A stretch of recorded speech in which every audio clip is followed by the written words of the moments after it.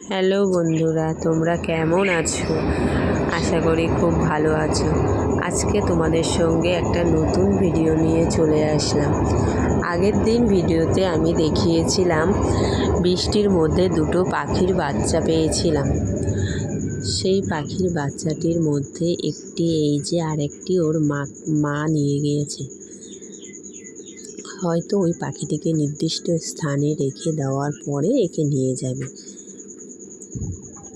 এই পাখিটির নাম আমরা রেখেছি পুচকু সোনা। পুচকু তো পুচকুই, দেখো এরকম করছে ছোট্ট বাচ্চা। তোমরা যারা শালিক পাখি পুষবে ভাবছো তাদেরকে বলছি, এরকম ছোট পাখি নিয়ে একদম ছোট পাখি নিয়ে এসো না, কারণ তাদেরকে পুষতে খুব কষ্ট হবে। তার থেকে একটু বড়, মানে এরকম পুচকুর মতন একটু বড় পাখির বাচ্চা নিয়ে আসলে তোমাদের একটু সুবিধা হবে, যেহেতু একে গালে দিলে একা একা খেয়ে নেয়।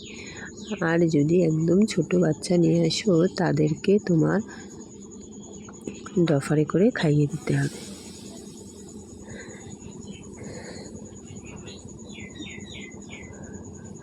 আর এই পাখিটি এইরকম বড় বাচ্চাকে নিয়ে আসলে তোমাদের খাওয়াতে অতটা অসুবিধা হবে না।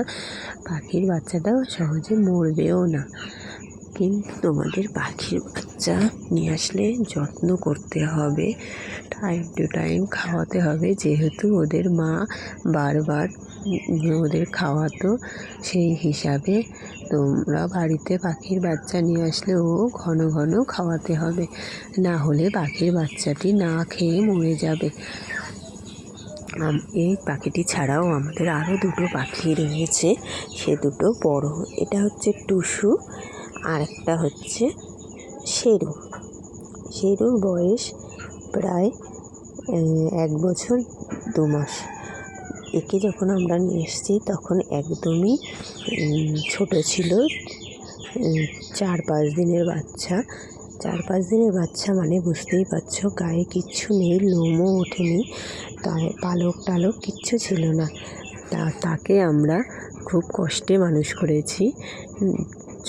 ডফারে করে খাওয়ানো দিনের মধ্যে প্রায় 8-10 বার খাওয়ানো হয়েছে, যেহেতু ডফারে ছোট্ট বাচ্চা লিকুইড খায়, 2-3 বার পটি করলেই সেটা হয়ে যায়, তাই জন্য ঘন ঘন খাওয়াতে হয়। আর এই পাখিটি একটু বড় ছিল, খুব বেশি দিন হয়নি আমাদের বাড়ি নিয়ে এসেছি। এরকে যখন নিয়ে এসেছি তখনই এর বয়স প্রায় 3 মাস হয়ে গেছিলো, তাই তাকে পুষতে আমাদের খুব একটা সমস্যা হয়নি। আর এই পাখিটি একদম ছোট, দেখতেই পাচ্ছ। ভিডিওটা ভালো